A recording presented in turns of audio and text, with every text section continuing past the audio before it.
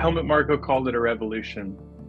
The reason why I think it would be called a revolution is because, as you said, they didn't just simply say, all right, we're going to tweak this sort of underbite concept a bit and just sort of, throw some shoulders or some gun barrels on there.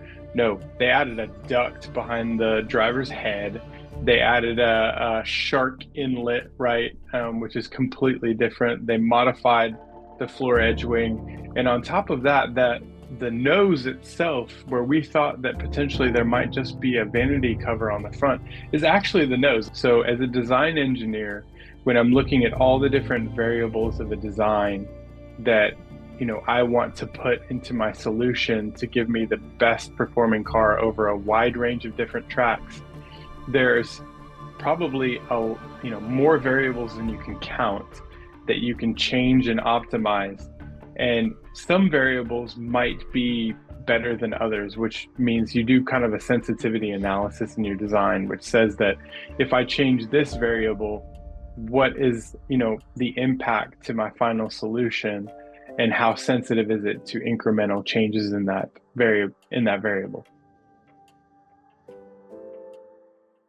Hello and welcome to another episode of the F1 Hour, and I'm joined by a legend of all things F1 and aerodynamics, my friend and yours, Dr. Obbs. How are you doing, sir? Doing great, Cameron. It's good. We took so long to be together on the podcast, and now two times in close succession. I think, this is good. The first time must have been quite pleasurable for both of us, I guess, huh?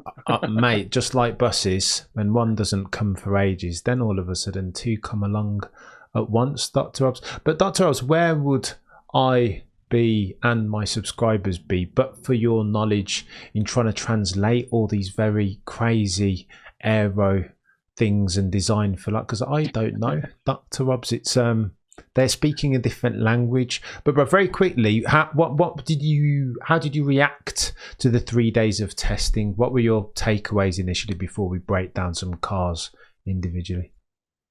I think testing overall is always it's a time for me to really get a chance to nerd out. I think day one is probably the most exciting, because what you're looking at is you're looking to see, is what we saw during the launches any different than what we see on track now, right? I think there were definitely a few surprises, and we'll get to that whenever we talk about the individual cars. But then after that, it's just really looking at, for me, how the week, it's no longer a weekend, but how the week sort of progresses, right? From Wednesday to Friday, how the cars get dialed in, because a lot of teams are just learning the cars as they go. So I love to watch that. You see that they're experimenting with different setups, trying on different wings. Sometimes they're throwing on different floor edges and different floors. I mean, it's really quite fascinating. So I think for the tech eye, it's definitely something that that catches my eye.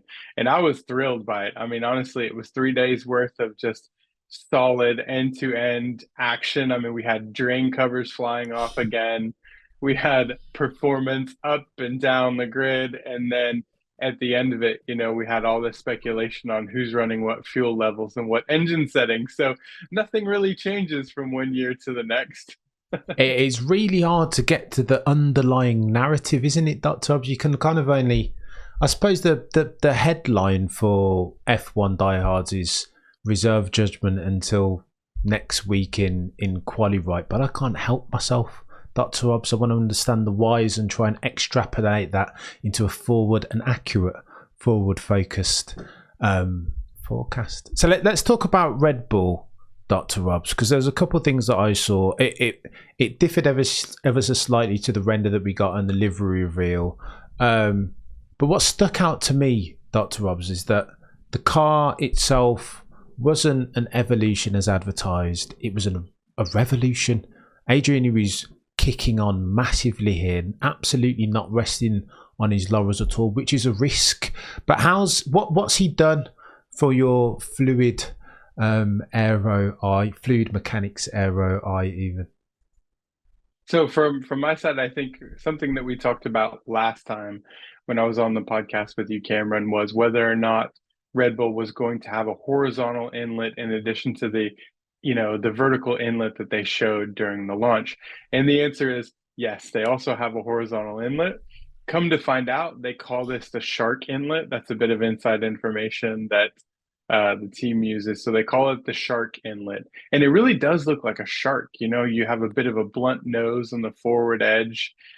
We talked about underbite, overbite last time, right? So this is definitely an overbite concept, more with the shark blunt nose edge. And then you've got the intake just under that. And you still have maintained the vertical intake, which is still there along the monocoque. But very interestingly enough, right behind the driver's head, where what we saw during the car launch was a very sort of a bluff, bulbous shape that would lead into the gullies. It's actually an intake. And yeah, that just kind of blew my mind. I thought, wow, okay, what are they cooking up here? I mean, for me, the way that that looks is they're just taking all this sort of chaotic air that's coming through the monocoque, and they're almost like a Hoover, just hoovering all that sort of chaos, that chaotic air up, running it through this channel. And the reason why the gullies themselves, the shoulders that are there, what did you call it? You called it, I think, the The gun barrels. yeah, gun barrels. Yeah, the gun barrels. So the reason why the gun barrels are so large is because there's actually a duct running through the gun barrels, which is quite interesting. So there's a duct running through there, and the duct exits on the side just below the roundness of the gun barrels themselves. So quite a lot of innovation there. The floor edge was tweaked a bit from, and we did not get a chance to see the floor edge during the launch because it was fully covered up. So the floor edge has been tweaked. They still have a bit of this cascading winglets that run up with a nice forward curl and then a detached rear edge wing. So I think just a modification, but Unbelievable, Dr. Obbs. I can't believe that they would borrow things or steal things from an ostensibly failed design philosophy in that Mercedes. And some of the guys on the grid have spoken about this, as you alluded to, that there's something going on with those gun barrels. It's not just for show because they're so thick and robust, aren't they? They're doing something. Yeah. And again, people are speculating about the many different reasons why. Dr. Obbs, I wanted to talk about the cooling, specifically on the Red Bull, because it caused Mercedes an issue when they tried to do the zero pod stuff. But how, and again, lots of speculation in this and conjecture, but how can they get away with having such small cooling ducts? Because particularly the horizontal one that you talked about, it's letterbox thin. Dr. Obbs, surely they can't get away with that in practice, eh? Yeah, I think one of the things that I originally thought as well when I first saw it from the front was how incredibly slim it is. But Fabrega, he had a picture where it was a bit with the car sort of lifted up, or his camera was underneath. You can see a bit more of the shape of the inlet. So it's a bigger inlet than what it looks like from the front. It's similar to the way that the AMR 24's inlet looks very slim from the front, but when you see it from above, it's very downwashing. Now, the difference in the Red Bull is that where previously with an underbite intake, where you had this sort of Coanda inlet wing that's downwashing the air into the intake, the opposite is sort of happening now with this new shark inlet. So as the air comes off of the front wing, it gets lifted up, right? So you create downforce when you throw air up, and you get an equal and opposite reaction down. So you get a bit of downforce from that front wing, but the air is still traveling up as it interacts with the front suspension elements. Now, the front suspension elements, everybody talks about downwashing, front suspension, anti-dive. Truth of the fact is that it's really only marginally making the air itself sort of start to change direction a bit. There's nothing drastic because there's a very small angle that you can have with the suspension elements as far as the angle from horizontal, right? So you're not able to do like a 15 or 20 degree downwashing front suspension. So instead, what happens is you still have quite a bit of upwash. Well, what Red Bull is doing now is they're using that upwash instead of trying to get that air to upwash and then downwash to come into the intake. They're just saying, all right, we're just going to create like a shark nose, like how a shark eats an animal, and all the, water is going to come straight up. It's going to contact this overbite lip, and then we're just going to capture all that air that's upwashing. And that's exactly what they're doing. So I think that's one of the ways that they're able to make this work, is that the quality of the air that they're getting that's coming off of the front wing is quite good. And, they still maintain that vertical inlet along the monocoque. That must be doing something other than cooling large, radiators and things. So they must be doing just a small amount of cooling from there, or just taking that air and transferring it someplace else. But they still need to cool, otherwise it would be outside of the regulation. So, yeah, Cameron, to answer your question, I think that's how they're doing it. I think they're just naturally using the tendency of the upwash from the front wing to their advantage. Wow. I love that, Dr. Obbs. And a lot of the guys on the paddock are saying that such is the evolution of their cooling systems that helps as well, right? That they're using water and doing all these clever things that I've got no chance of understanding. Talk to me about Mercedes, Dr. Obbs, because again, it looks like Red Bull are the class of the field. Lewis and George, if they're to be believed, have also made a step on as far as stability at the rear of their car. What jumps off the page when you look at the Mercedes design, if anything at all? I think just the slimness of the side pods is really what I see. So, when you look at it from the front, you still have the width of the side pods, which is quite, a departure from what they had previously, where what they thought at that time was, we're going to make the side pods extremely slim in the Y direction, which the Y direction is across the width of the car. They said, we're going to make it slim across the Y direction. This is why they had, the zero pod, even there was a small side pod there. Now, after that, they've slowly been evolving the W14, the W14B, to now having a bit more sort of outboard width to the side pod shape. So they still have the outboard width. The only difference is that in the Z direction and the up and down direction, it's quite slim when you look at it from front to back, and it tapers off very nicely from the front intake all the way to the rear and the rear coke section of the car. So it's very interesting to see sort of how they've done this, because I think what they're now doing is maximizing their undercut by doing that. So they have a real strong undercut, and they're working that undercut to bring a lot of clean flow to the rear. They also have a very modest water slide. It's not like the AMR 24 water slide where it's a very deep, sort of sudden, aggressive downwashing water slide. There's a just very gradual, very subtle water slide, which tells me that, they're not necessarily having to work the top air that's coming off of the side pod as hard, which means they must be getting nice clean flow to the rear. So that's definitely something that jumped out. They still maintain the P-shaped inlet, which is quite interesting. So they must be gaining something from the P-shaped inlet. I think we talked last time about the push rod in the rear suspension, right? And what that's able to do for them aerodynamically. We didn't get a lot of great photos from the rear to be able to really sort of look up the diffuser and see kind of how it's profiled. But if I was to suspect, I think if you did a side by side between the W14B and the W15, I think that section and sort of the rear kick of the diffuser would look totally different, because now, as we talked about last time, they've got more volume to be able to do aerodynamic tricks with. So, and obviously the front wing, we really got a good shot of it in the daylight. It's quite awesome. It's been, legalized or officially now told by the FIA and everybody, hey, this is legal. I know a lot of teams, I guess the story is that other teams are inquiring about how this is in the spirit of the regulations or whatever, but I don't believe in any of that stuff. There's the regulations and that's it. So I'll be watching that for sure to see if the FIA walks back any of that, or if other teams start introducing it now. Oof. And talk to me, did you see that they'd done something last minute with the anti-dive on the front suspension as well? Oh, yes. What does that mean, Dr. Obbs, and translate it for us? So basically, what, if something is anti-dive or just neutral, it's where you have an upper and lower A arm. Okay, so the upper and lower A arm are essentially the dynamic load suspension elements.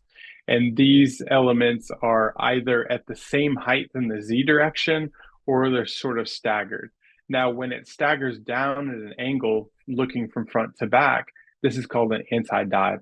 So suspension is not my expertise, but essentially what it does is that when you connect the points of the upper and the lower suspension arms, then you get a point, and that point is either higher or lower, which is dictating kind of as you hit the brakes how much and sort of uh, dive you get. It's pitch. Some people call it pitch, but pitching is more up. So they call it dive when you hit a brake. So how much the car is going to squat or dive forward when you jam on the brakes. And essentially, what this is supposed to do from a dynamic sense with the suspension is it's supposed to aid in reducing that anti dive, which gives you a more stable aero platform. And that is a very interesting thought there, but I'm not sure 100% buy it because from everything that I've heard, the reason why the RB19 went with the anti-dive originally was for more aero reasons. So what we were talking about before was how much the front suspension elements are kind of slowly sort of changing the trajectory of that upwashing air off of the wing to now start to sort of level out and start to kind of downwash as much as possible as it interacts with the side pod and everything. So I think that Mercedes is kind of experimenting a little bit with this. I mean, testing is the right time to do that, right? And what they've done is they've changed the pickup points on the suspension on the rear upper A arm to where it's either higher or lower, which is changing the angle of the anti-dive. So two things you're going to be looking for. One, dynamically, what's going on with my car, right? Is anything changing? You know, they've got accelerometers on the car, which is telling you how much the car is squatting or diving. And so is anything changing dynamically in that sense when I go from a high pickup point to a lower pickup point? And then aerodynamically as well, what is changing? I wasn't paying close enough attention to see if when they were running the aero rakes behind the front tire, if they ran it in a high pickup point and a low pickup point. I would assume they did because what they're then trying to map is how the flow field is changing with the A-arm location changing. So I think it's genius, honestly. It's brilliant. What I'll be interested to see is it just something that they're using for testing? And then once they land on the geometry they like, they say, okay, this is our geometry for the year. Or is it a modular design, which means that from one track to the next, based off of everything that they've mapped out during testing, what are the pros and the cons of each, the high pickup point and the low pickup point, you know, maybe it's good for these kinds of tracks and it's not good for other tracks, right? But this gives you modularity to be able to change that point so you have an optimal solution for all tracks. Dr. Obbs, let me ask you about modularity very quickly before I check your maths on Ferrari.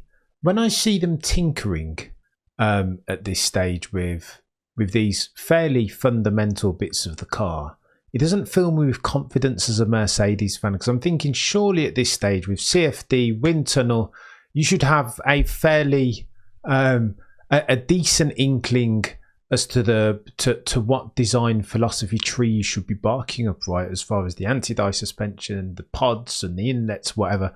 How do you guys, with your aero cap on, is this, am I reading too much into it? Is there still so many variables that you have to tinker and this is what testing for? Or is this Mercedes still not knowing and showing a bit of vulnerability? I mean, I don't think it's too far-fetched to think that that could be a possibility as well. But I like to think of it from, you know, really my engineering cap. So from that side of things, what I would say is if you get to a point in your engineering design evolution that you say, hey, if I use it in this design at this pickup point, then it works for 75% of the tracks. And if I use it on this, then it works for also 76% or 78% of the tracks. I mean, that might now be, but if you use both in your design, then it works over 100% of the tracks. You see, it's introducing an additional variable that previously might have been fixed. And you can look at it as, well, they just don't know what they're doing. Or you could look at it as a stroke of genius where somebody said, in order for us to get better overlap and performance over all the racetracks in our calendar, if we just take this element here and we make it, instead of a fixed point, a variable point, then we're able to increase the performance over the calendar. I think that's what they've done, but the trade-off with that is that you're probably going to introduce maybe a little bit more weight where you might not have had it previously because you're going to need to reinforce two locations instead of reinforcing one location, right? And so that added weight penalty is going to have a net positive for you in your performance. So they must have decided that the overall gain is greater than the loss from the additional weight. And they said, okay, that's what we're going to run. This is the levels of insight, Dr. Obbs, honestly. God tier, sir. I'm loving this. Talk to me about Ferrari. What stands out to you on their design? And do you think we'll talk about rankings as a bookend point, but do you think potentially they're second of the rest chasing Red Bull? I think the thing that, we talked about last time that I was very happy to see some from Ferrari was that they finally committed to this downwashing solution. So they've got the downwashing solution now. I know this is not everything. Side pods are not everything. There's a lot of work that's gone into the floor, I'm sure, from that standpoint as well. But generally speaking, the Ferrari looks, at least to my eyes, it passes the eye test now. Like I think, okay, this looks like a legit, racing car that has a lot of kind of the aerodynamic features that I would think that a fast car needs. But the other thing I was wanting to look at is how's their degradation, because they suffered so much with degradation last year that the drivers really couldn't push, they couldn't push lap after lap. That's where the Red Bull was kind of head and shoulders above everybody else. So I think Ferrari said, all right, we're really good on one lap pace, but we now need to figure out how we can be good over a full race distance with degradation. So during testing, they were doing a lot of long runs, hard tire, medium tire, long runs.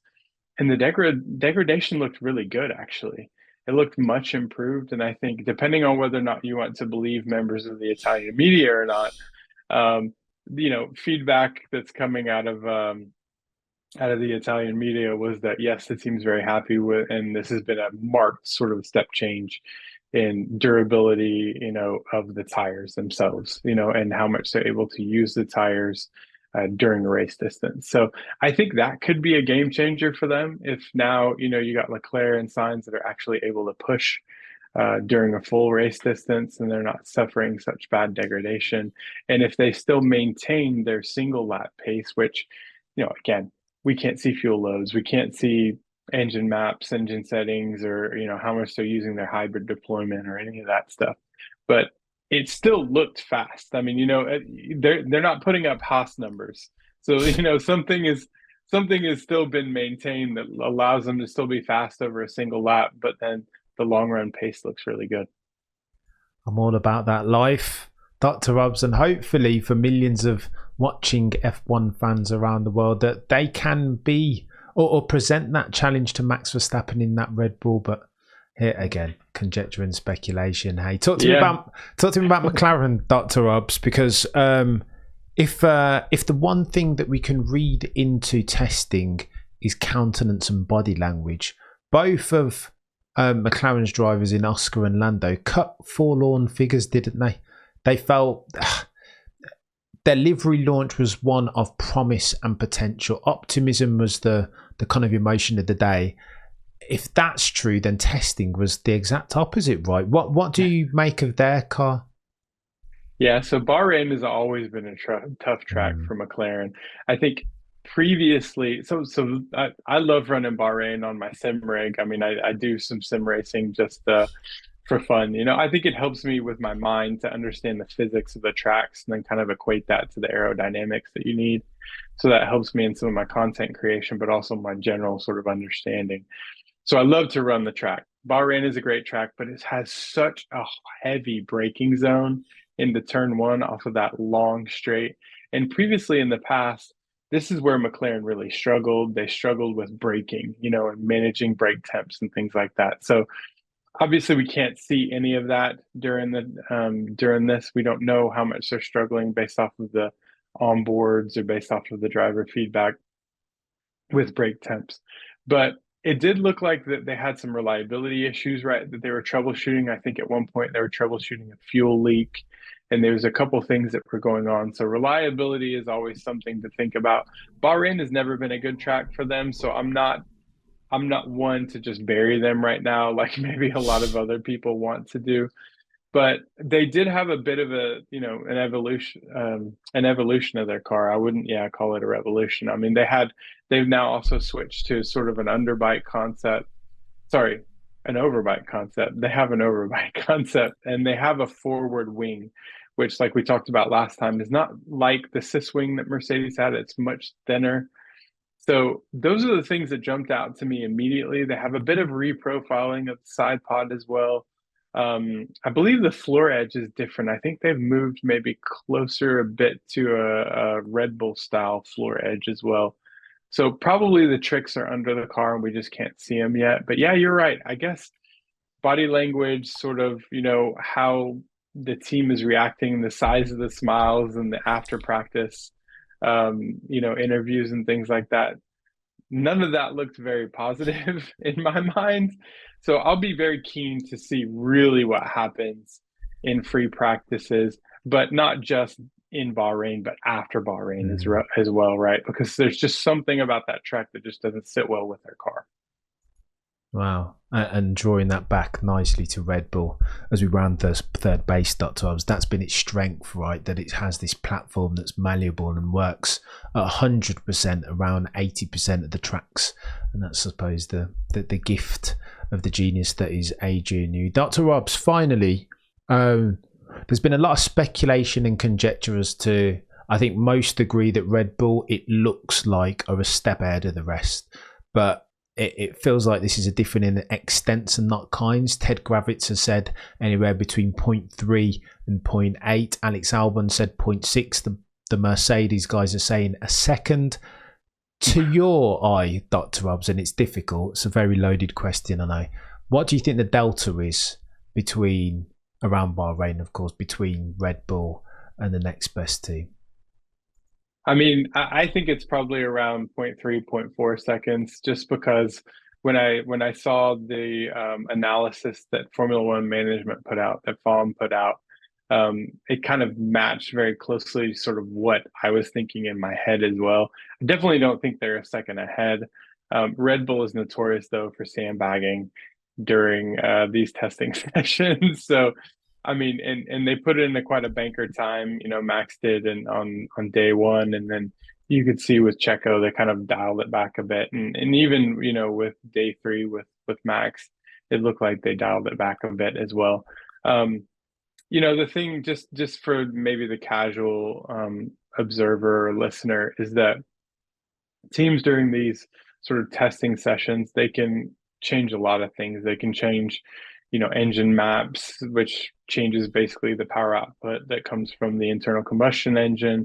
They can change the energy deployment rate that comes from the hybrid system as well. So how much additional electrical energy are they providing into the system that gives you an additional boost? They can put a lot more fuel onto the car, right? So that makes the car overall heavier. And teams will try to figure these things out. And what they do is based off of the telemetry data that is accessible for all cars. I mean, we can get that same telemetry data. They're looking at like acceleration. So how hard is the car accelerating out of a corner, like a low speed corner to a straight? What is that sort of slope of that line, that velocity line, which dictates then the acceleration of the car. They can use that generally compared to the previous year, where they had lots of qualifying data and things like that to be able to say, okay, this is generally when the Red Bull is full beans. This is how it accelerates out of a slow to high speed straight, a slow corner to a high speed straight. And they do that overlay, and then they can say, okay, they're down on energy deployment by 10%. And then they'll correct that, and then they'll try and get a representative time. When they're going through the corners, right? So how quickly the car is sort of switching back between corners, they can use that information with the lateral forces and things like that they perceive in the change of direction of the car to determine relatively how much fuel might be on board of the car. They'll also use like ride heights. So based on what they see as the cars coming out of the pit lane, and then over the course of its running, when it comes back into the pit lane, how much fuel might have come out, and then they'll determine then how much fuel maybe was on board. So they use all these little tricks to try to figure this out. And then they back calculate and they go, okay, here's the true pace. And everybody's using assumptions. Formula One management is using assumptions in their calculations. The teams are using assumptions. So I'm not surprised that everybody's a bit all over the place, because they're just assuming different things, and that's getting them to different results. AIM US, to your point, Dr. Obbs, they've assumed that Red Bull, particularly on the final day, had turned down their engine maps and that they weren't balls out, which again is quite concerning given the pace that Max Verstappen showed on his race simulation. But I digress. Yeah, I mean, I've heard different things from different people. There's different individuals along the paddock that will shout out every once in a while. And I heard one instance that over the course of the 3 days that this particular individual did not feel like Red Bull ran anything less than 35 kilograms of fuel ever.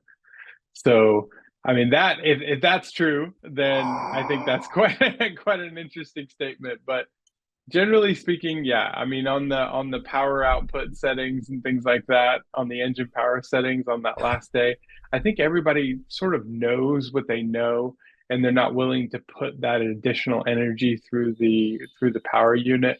But even when you're running on higher fuel, some people might say, well, why do you want to do that? Because you're just robbing yourself of like performance data that you might need to make the car better.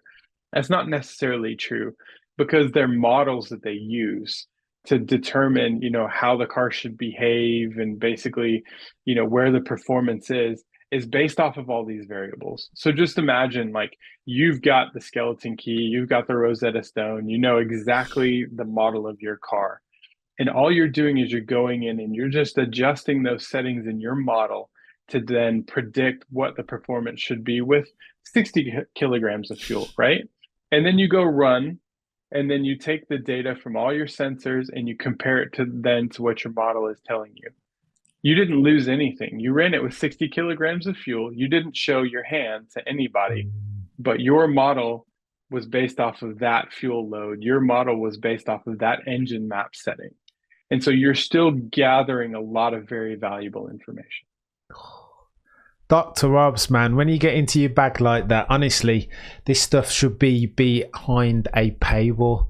I'm sure that's going to be the case before too long. Whilst it's not Maybe behind, one day. Mate, has to be done, Dr. Obbs. It only makes sense. Once it's not behind the paywall, you can catch Dr. Obbs on the Twitters, or the platform formerly known as Twitter, at Dr_Obbs. You can also catch Dr. Obbs with his compadre Molly at Breaking Bias Pod.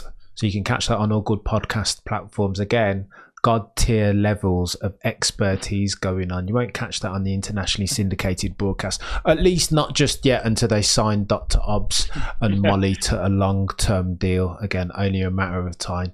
Dr. Obbs, you're a legend. We've got to get you back on more frequently, man, to translate these very complicated ideas for noddy F1 minds like me. Thank you so much for the time, bro. You've been a legend. That has been Dr. Obbs. I've been Cameron F1. And as always, between now and next time, remember to look but never stare.